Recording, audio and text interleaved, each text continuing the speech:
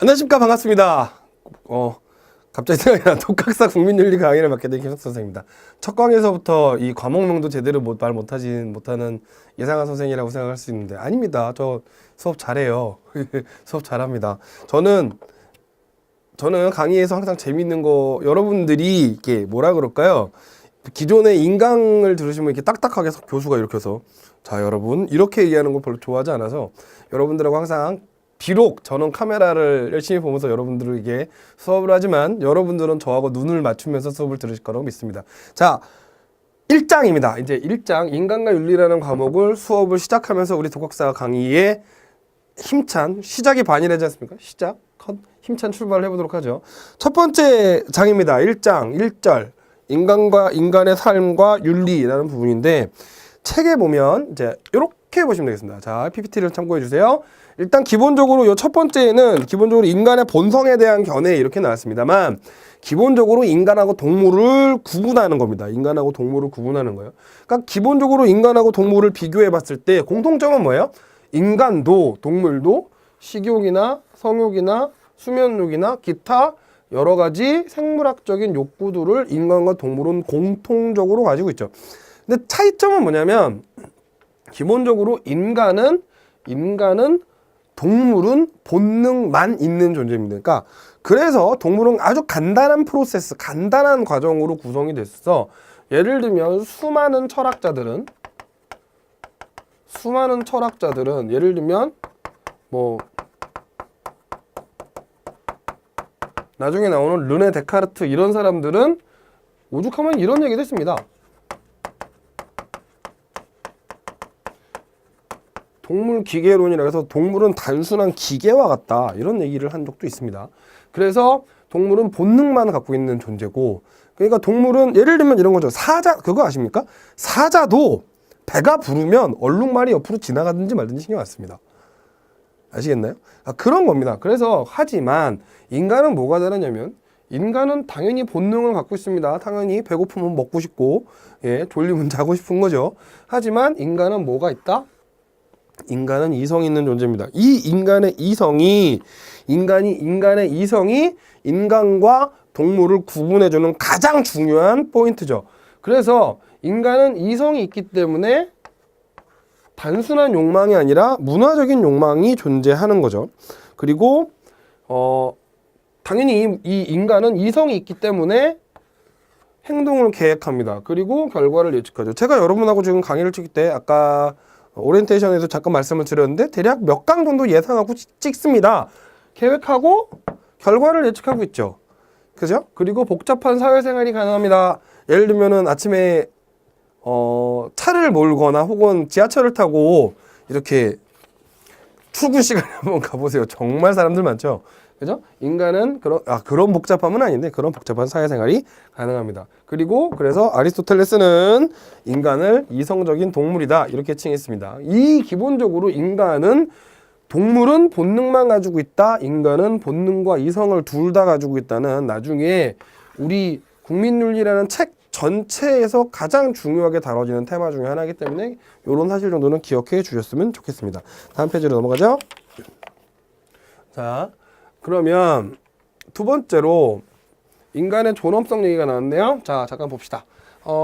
인간의 존엄성 중요도는 좀 중짜리 정도 되고 인간은 존엄하다. 존엄이 뭘까요? 인간은 존엄하다. 뭐 이를테면 아주 쉽게 아주 쉬운 개념으로 생각을 해보면 인간은 소중하죠. 뭐 이유는 굉장히 여러 가지가 있습니다. 그 이유는 아마 수십, 수백, 수만 가지가 나올 거예요. 뭐 예를 들면 종교적인 이유도 있는 것이고 이성을 갖고 있는 철학적인 이유도 있는 것이고 엄청나게 많은 인간이 존엄하다라는 근거들은 엄청나게 많이 있습니다. 그거를 간단하게 정리해 본 겁니다. 인간은 기본적으로 뭘 갖고 있다? 이성을 갖고 있는 존재라서 자율적 도덕 행위의 주체다. 자, 이제 여러분들이 용어들을 좀 헷갈릴 수 있는데요. 도덕 행위라는 건 이렇게 생각하시면 됩니다. 가장 간단하게 설명을 드리면 이렇게 설명을 드릴 수 있겠네요. 도덕행위라는 건 뭐와 뭐를 판단해서 선과 악을 판단하는 행동을 도덕행동이라고 합니다. 도덕행위. 그러니까 예를 들면 할까 말까? 아니면 이걸 해야 될까 말아야 될까? 이런 거를 판단하는 걸 도덕행위라고 합니다. 예를 들면 뭐가 있을까요? 뭐 시험을 하다가 시험을 누가 막 이렇게 보고 있는데 옆 사람이 컨닝을 하고 있어요. 이렇게 막 보고 있어요. 그러면 그 사람 그거를 컨닝을 하지 말라고 얘기를 해야 될까? 아니면 그냥 내가 그냥 몰라 내 것도 아닌데 이러고 넘어가야 될까? 이런 판단들 이런 것도 우리가 뭐라고 얘기한다? 도덕행위라고 그래요. 근데 이 선악의 판단을 어떻게 하는 거예요? 누가 시켜서 하는 게 아니라 self, myself, 나 스스로 하는 거예요. 나 스스로. 자, 그래서 나 스스로 요걸 판단하죠. 그래서 이런 얘기도 나옵니다. 나 스스로 하기 때문에 인간은 뭘 가지고 있다? 이런 표현도 많이 나옵니다. 인간은 자유의지를 가지고 있다. 이런 얘기도 많이 나옵니다. 잘 기억해 주세요. 그 다음에 인간이 존엄하다는 말에는 인간이 귀중하면서도 다른 것들에 비해 특히 더 귀하다. 특히 여기서 다른 것들이라는 건 일반적으로 뭐 동물이나 식물들 등등등등 이런 것들이 있죠. 그리고 인간의 목숨은 유한하기 때문에 더 중요한 거고 나중에 실존주의를 배우면 좀 자세한 얘기를 해보도록 하죠. 그리고 인간 본성에 대해서 다음과 같은 학설이 있습니다. 이거는 왜 정리를 했냐면 기출이니까요. 우리 책에는 없는 부분들이 몇 개 있는데 기본적으로 인간의 본성이 뭐냐? 본성이라는 말은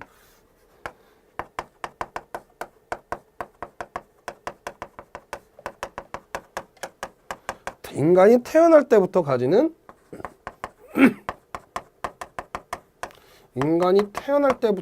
성향입니다. 아까 전에 도덕 판단 얘기를 했었죠. 인간은 도덕 판단을 하는데 기본적으로 도덕 판단이 인간이 어떤 베이스에서 살고 있느냐에 따라 판단이 달라져요. 그러니까 악인은 악한 판단을 많이 하고요. 선한 사람은 선한 판단을 많이 하는 거죠. 그래서 인간은 태어날 때부터 선하다. 이게 성선설입니다. 당연히 올해 기출이에요. 올해 기출. 중요하다는 얘기죠. 인간은 선한 사람이다. 맹자가 이렇게 얘기를 했고 나중에 맹자는 여기 나오는 사람들은 다 디테일하게 한 번씩 정리를 할 겁니다. 그리고 서양 사상, 제가 요렇게 정리를 해서 요 앞에는 동양 사상가들이고 요 뒤는 서양 사상가들인데 서양 근대 사상가들인데 성선설을 주장한 건 가장 대표적인 사람이 맹자. 그 다음에 서양 사상으로는 사회계약서를 얘기한 참고로 루소, 홉스, 로코 요 세 사람은 다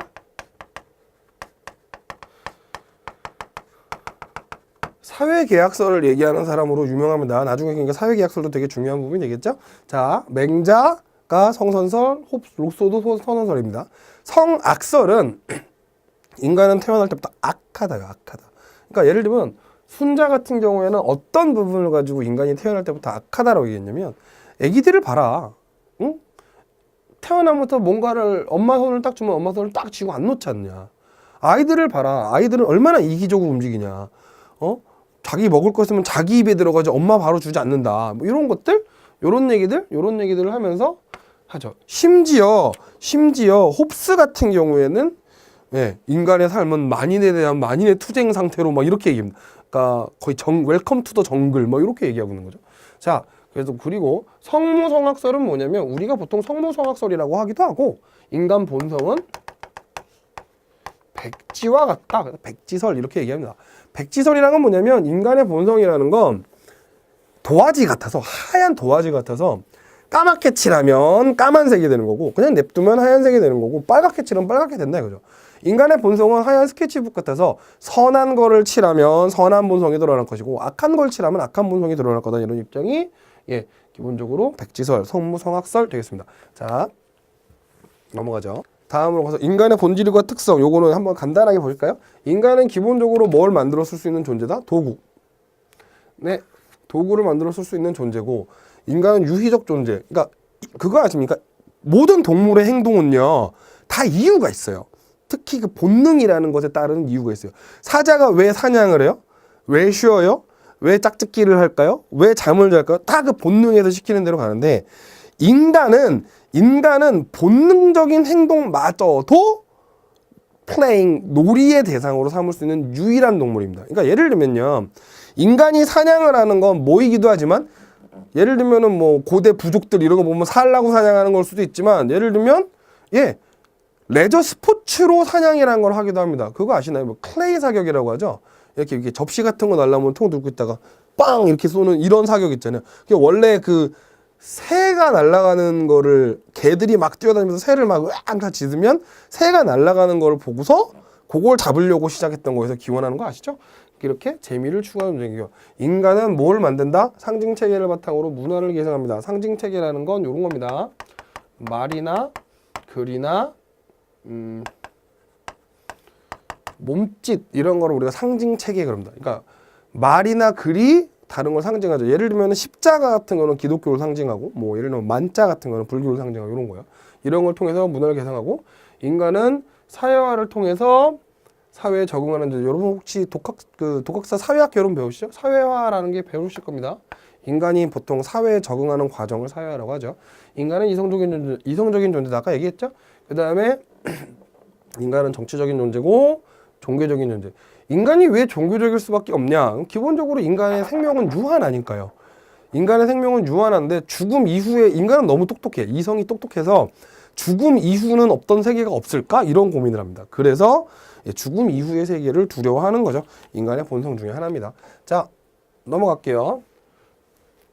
자, 인간 행위에 대한 다양한 윤리적인 해석이 존재합니다. 뭐 여러 가지가 있습니다만 종교적으로 보면 여러분들 제가 책에 보시면은 뭐라고 써 있냐면 불교는 위로는 깨달음을 구하고 아래로는 중생을 구제하는 것을 중시한다. 이거를 네 글자로 정리하면 요렇게 됩니다. 상구, 보리, 하구, 중생. 자, 상구 보리에서 이 보리는 위로 구한다예요. 위로는 구한다. 보리를 구해. 보리는 부처님 석가모니가 깨달음을 얻은 나무가 보리수나무죠. 그래서 일반적으로 불교에서의 보리는 깨달음을 상징합니다. 여러분이 이거를 문장으로 다 외우시면 너무 힘들잖아요. 그죠? 문장으로 위로는 깨달음, 아래로는 뭐 중생 이게 아니라 상구 보리, 하구 중생. 자, 그 다음에 하구 아래로는 구한다. 뭐를? 중생을 계도하고. 왜 중생을 계도하는 것을 윤리적인 삶이라고 생각을 하느냐. 여기서 여러분들이 아셔야 될 걸 첫 번째, 미안한데 하나 얘기를 안 했네요. 여기 윤리라는 단어를 조금 고민해 봅시다. 뭘까요? 윤리라는 단어는 이렇게 생각을 하면 돼요.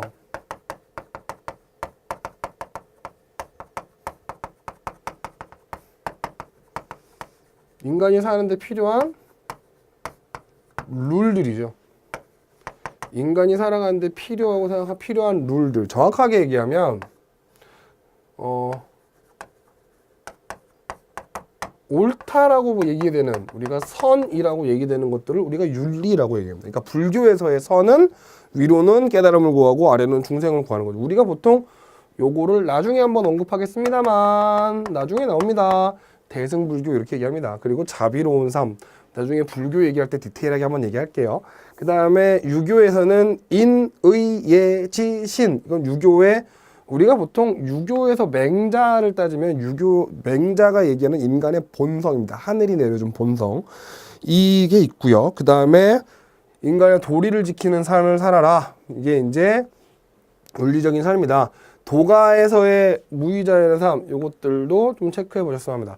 나중에 불교, 유교, 도교는 전부 다 다시 한번 디테일하게 뒤쪽에서 다시 언급될 테니까 여기서는 요 정도만 할게요. 자, 그 다음에 서양 쪽 사상을 한번 볼까요? 서양 사상에서는 기본적으로 서양의 사상은요, 항상 이렇게 생각을 하셔야 돼요. 서양의 사상은 크게 두 가지로 갈립니다. 그러니까 서양 사람들의 멘탈리티의 가장 기본 기저에 깔려 있는 건 뭐냐면 하나는 우리가 보통 헬레니즘 사상이라고 부르는 사상이 그리스 로마 사상이 이 서양 사상 사람들의 가장 베이스에 밑바닥에 깔려 있어요. 그리고 또 하나는 그리스 로마 말고 또 하나는 뭐냐면 바로 헤브라이즘, 바로 기원 후 AD 4세기 이후서부터 로마의 국교가 되면서 기독교 사상, 얘가 이 서양 사람들의 생각의 가장 기본 베이스가 되는 거거든요. 그러니까 여기서는 소크라테스, 플라톤, 아리스토텔레스는 이 그리스 사상의 3대장이죠. 예, 핵심을 얘기하는 사람들이고, 예, 그리고 그리스도교에서는 조건 없는 사랑을 실현한다. 여기 정신의 덕을 갖춰라. 이런 얘기는 이제 주로 아리스토텔레스가 이런 얘기를 하는데, 영혼의 덕을 갖춰라. 이거 아리스토텔레스가 얘기하는데, 플라톤은 소크라테스 제자고요. 아리스토텔레스는 플라톤 제자입니다.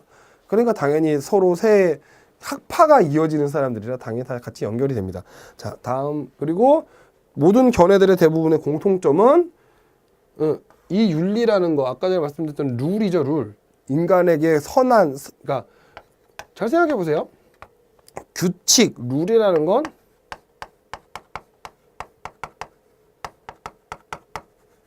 지켜야 하는 것들이죠. 하나 물어볼게요. 왜 지켜요?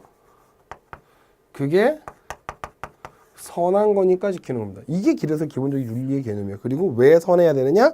그래야 인간의 존엄성이 지켜지니까. 예, 인간의 존엄성을 실현하는 게 윤리의 궁극적인 목표가 되겠습니다. 다음 장 보시죠. 그래서 이제 윤리 사상, 그러니까 좀 계속 윤리라는 단어로 설명하고 있는 거예요.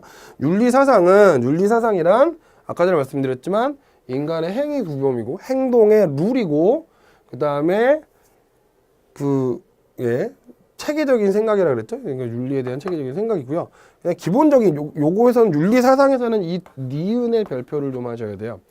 그러니까 윤리 사상이라는 건 기본적으로 좋음과 나쁨, 옳고 그름, 덕과 악덕, 의무, 행복 등에 대한 생각들, 사유는 생각입니다. 생각을 체계적으로 정리한 것이 바로 윤리사상이다. 이렇게 나옵니다. 우린 뒤에서 이거는 시험에 안 나올 거예요. 아마 가장 되게 윤리사상이라는 것 자체 기본적인 내용들을 많이 배울 테니까요. 보시면 되겠습니다. 왜 시험에 안 나오면 이거 말고 나올 게 너무 많아요. 자, 윤리사상이 왜 필요할까요? 윤리사상이 왜 필요할까요? 이거는 몇 가지 중요한 것만 동그라미만 치고 갈까요? 자, 일단 왜 인간에게 룰, 다시 한번 얘기하지만 윤리사상이라는 건 그냥 제일 쉽게 얘기하면 규칙이라고 그랬죠. 룰.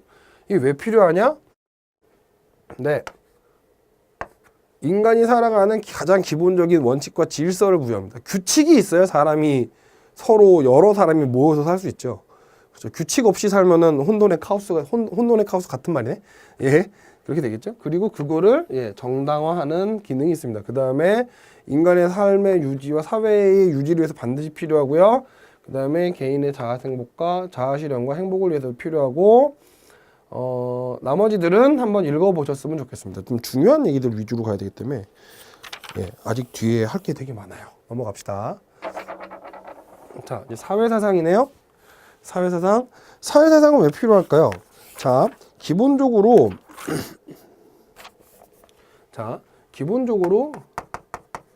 윤리라는 건 개인적인 선과 악에 대한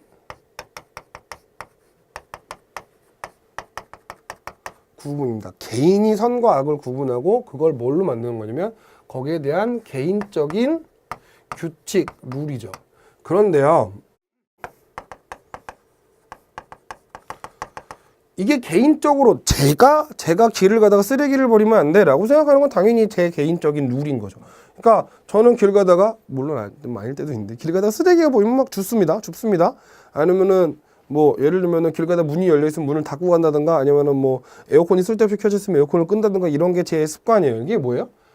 저의 개인적인 선악 판단이죠. 사회사상은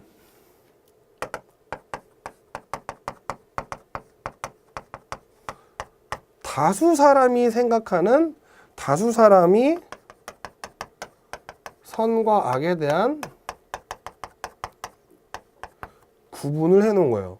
구분 기준 이 정도로 할까요? 그러니까 다수 사람들이 어떤 선하고 악한 것에 대해서 생각해 놓은 거죠. 그래서 뭐가 되게 중요하냐면 얘는 좀 체계적이어야 됩니다.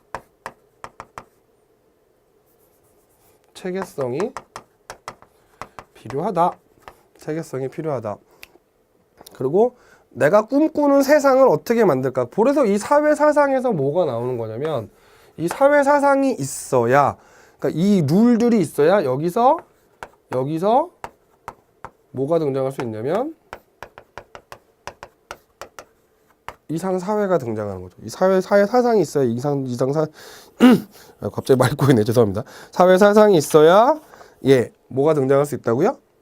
이상 사회, 우리가 꿈꾸는 유토피아가 등장할 수 있는 거죠. 이거 한번 읽어 보시면 되겠습니다. 아까 여기도 나왔죠? 이상 사회에 대한 대안을 제시한다. 자, 바람직한 공동체를 만들기 위해서 구성원의 의무와 역할을 제공한다. 이런 특징들이 사회 사상에 있습니다. 그러면 여기도 나오죠. 윤리와 사회사상의 관계. 기본적으로 공통점은 기본적으로 다 윤리든 사회사상이든 사회의 룰이든 개인의 룰이든 인간의 존엄성과 인간의 존엄성을 지키는 게 목적입니다. 근데 윤리사상은 아까 전에 말씀드렸죠. 개인 규범, 개인적인 성각에 대한 규범, 룰이라고요. 사회사상은 사회의 운영 원리. 이렇게 이해하시는 게 제일 편합니다.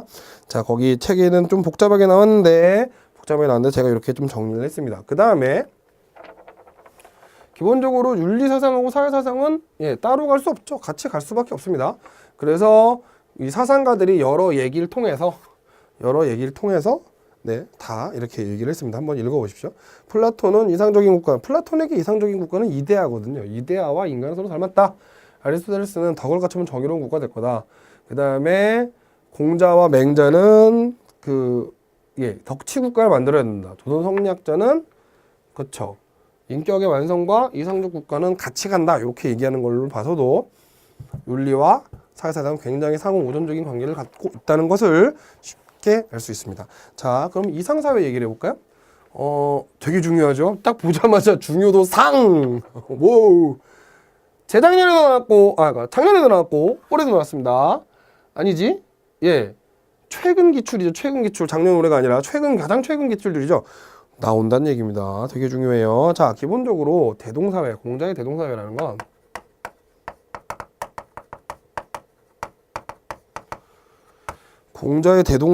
건 이렇게 되는 거죠. 거기 책에 보면은 평등사회, 정의사회, 신뢰사회, 정과 예의가 넘치는 사회, 복지사회, 도덕사회 이렇게 나왔는데 조금 너무 복잡하게 얘기하지 말고 공자의 대동사회는 이런 겁니다. 일단 공자가 얘기하는 대동사회는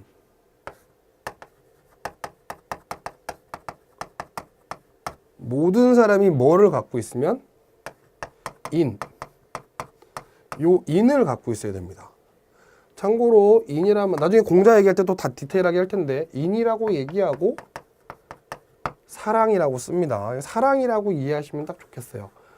어질인인데 모든 사람은 인을 갖고 사랑하는 마음을 갖고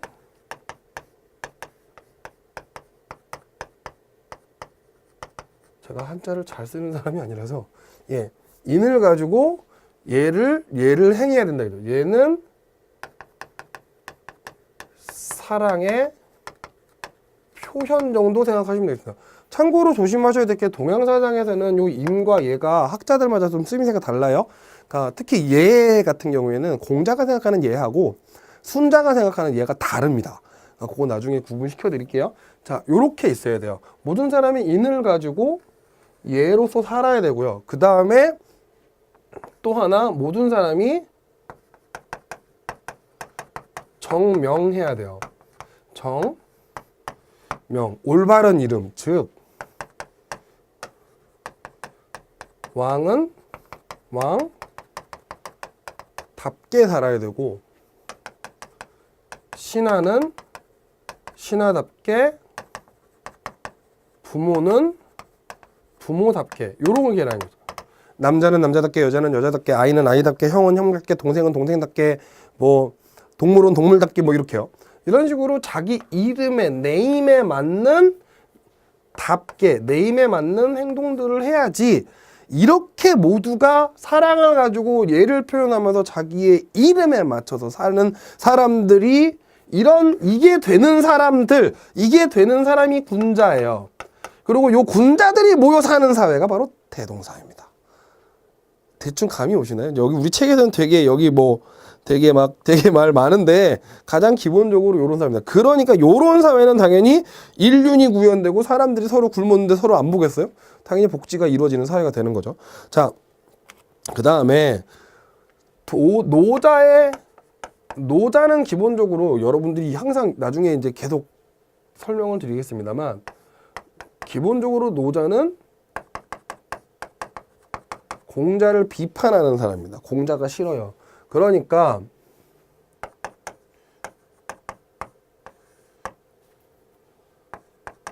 공자가 얘기하는 인이나 예는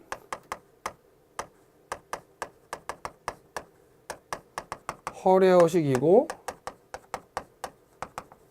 인위적인 거라고 까요. 인위적인 거라고 비판합니다. 노자는 항상 뭐를 추구하냐면, 노자는 인간이 자연을 건들지 말고 원래 자연 그대로 내비둬야 된다고 주장을 하거든요. 그러니까 자연 그대로 내비두는데 사람의 본성은 기본적으로 모이는 게 인간의 본성이다 보니까 마을이 만들어진단 말이죠. 그냥 그 마을이 뭐가 되는데? 국가가 되는데, 국가의 조건, 노자가 얘기하는 제대로 된 국가의 조건은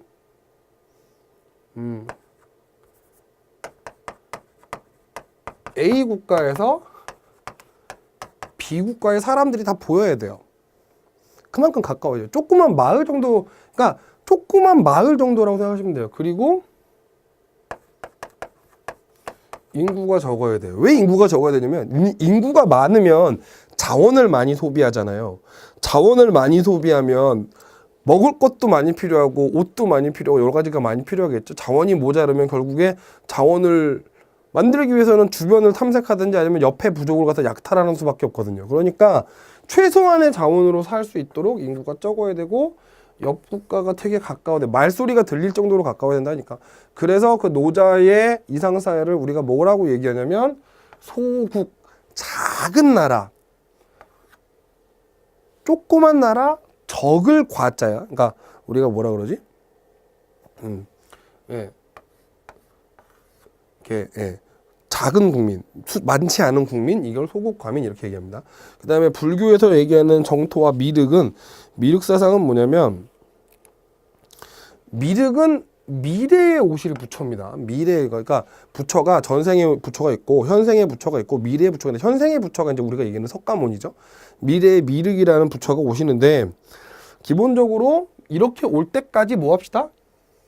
이렇게 오면 이상사회가 되니 그때까지 깨달음 얻읍시다. 요 정도 됩니다. 그러니까 보통 이상사회를, 동양 이상사회를 얘기할 때는 대동사회와 소국가민 정도만 얘기하지, 보통 불교의 정토사상이나 미륵사상을 얘기를 잘 안 합니다. 오히려 불교의 이상사회는 정토나 미륵이라기보다는 요 정토라는 요 말이요, 이 정토라는 말이 극락이라는 말하고 거의 유사한 개념입니다. 그러니까 기억해 주세요. 자, 넘어가 볼까요? 이거 되게 중요합니다. 제가 괜히 칠판에다 열심히 설명한 거 아니에요. 좀 잘 체크해서 보셔주셨으면 좋겠습니다. 자, 한국의 이상사회, 우리나라 이상사회의 끝판왕은 홍익인간이죠. 우리나라 이상사회의 끝판왕은 홍익인간, 널리 인간을 이롭게 하는 사회. 그래서 인간을 존중하고 이타주의, 서로를 좋아하고 천지조화를 추구하는 삶, 그렇게 보시면 되겠습니다. 좀 중요합니다. 자, 불교의 왕도사상, 유교의 왕도사상이나 불교의 보살행하고도, 아까 보살행이라는 거가 뭐냐면, 아까 전에 불교 얘기할 때 우리가 그거 얘기했죠. 불교가 추구하는 그 윤리적인 삶이라는 건 상구보리, 위로는 깨달음을 구하고 아래로는 뭐를 구하고? 중생을 구제하는. 그러니까 위로 깨달음을 구해가지고 그 깨달음을 얻어서 극락으로 가는 걸 부처라고 하는 거예요. 그게 부처고요. 이거는 제가 이제 불교라는 종교를 얘기하는 게 아니라 학문적으로 말씀을 드리는 건데, 그러니까 깨달음을 얻어서 그 깨달음을 얻고 돌아가셔서 죽어서 극락으로 가는 거고요. 깨달음을 얻었지만 이 밑에 있는 깨달음을 얻지 못해서 고통받는 백성들이 너무 안타까운 거예요. 그래서 그 백성들의 고통을 덜어주기 위해서 그 현생에 남아 백성들의 그 사람들의 고통을 덜어주고 그 사람들을 깨달음으로 인도하기 위해서 애쓰는 사람이 있어요. 그 사람을 보살이라고 하거든요. 그 보살의 마음, 보살의 행동을 보살행 이렇게 얘기합니다. 자, 넘어갈게요. 자, 거기 불교의 인간관 보시면은 여기서 나중에 나오는, 여기 딴 거보다 화쟁사상, 화쟁과 오수 요거는 좀 체크를 하셔야 되는데, 요건 나중에 불교 인간관 하면은 원효 아저씨 얘기가 안 나올 수가 없고, 화쟁 오수사단. 제가 한글 쓰면 원래 한자로도 알고 계셔야 되는데, 오수는 뭐냐면 오는 깨달을 오자, 수는 수행하다 할 때 숫자예요. 깨달음과 수행을 중시하는 거죠. 그 다음에 모든 인간은 참 발생했다. 그래서 원효의 정토사상 요것들도 체크를 하셔야 되는데, 이건 나중에 원효 대사 자체가 아예 수업을 할 거니까 거기서 좀 디테일하게 할게요. 성리학의 인간관도 거기서 인간의 심성은 순선하다, 선하다. 요거는 이제 가로 열고 옆에 써놓으실래요? 맹자가 이렇게 얘기합니다. 맹자. 인간의 본성은 순선하고, 이 깨달음을 얻고 이상하게 된다. 예, 이상적인 인간이 되기 위해서는 극기복례, 나를 이기고 얘로 돌아가야 된다. 아까 얘 이야기 했었죠? 그 다음에 실학이나 동학은 읽어보시면 되겠습니다. 그 다음에 서양의 이상사회, 여기서는 이제 각 이상사회만 얘기하니까 플라톤의 이상국가는 사실상 이데아죠, 이데아. 하지만 살아서 갈 수 없는 그곳. 네, 나중에 아우구스티누스가 그렇게 얘기하죠. 네, 거기 현명한 통치자들이 다스리는 사회. 그래서 플라톤의 국가론을 보면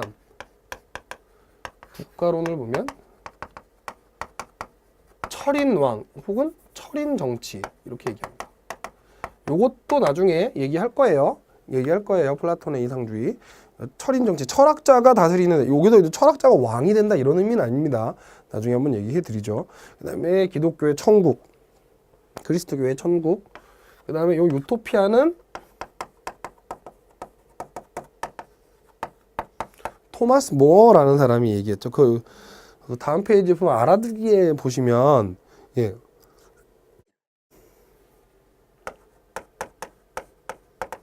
유토피아죠. 유토피아. 이 피아라는 말이 뭐라 그래야 되지? 토스. 예. 톱스. 요거는 이제 땅이라는 소리고요. IR은 땅. 그러니까 판게야. 이렇게 땅.